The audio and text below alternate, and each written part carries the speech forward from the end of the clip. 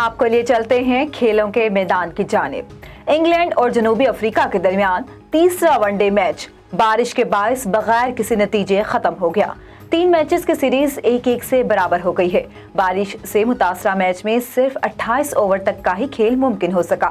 جنوبی افریقہ نے پہلے بیٹنگ کرتے ہوئے 28ویں اوور تک 2 وکٹوں نقصان پر 159 رنز بنائے۔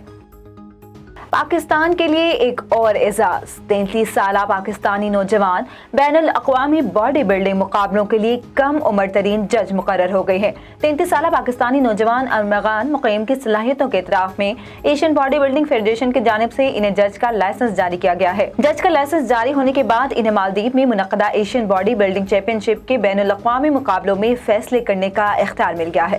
انہوں نے کہا کہ جج بننے کے بعد جہاں مجھ پر بڑی ذمہ داری عائد ہوتی ہے، وہیں میرے لیے بین الاقوامی سطح پر خود کو منوانے کا موقع بھی ہے۔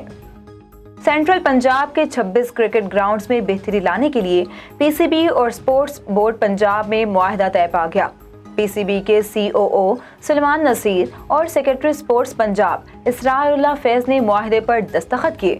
معاہدے کے تحت سینٹرل پنجاب کے 17 کرکٹ گراؤنڈز کے انتظامی امور پی سی بی سنبھالے گا۔ باقی 9 گراؤنڈز پر پی سی بی سپورٹس بورڈ کو تکنیکی تعاون فراہم کرے گا۔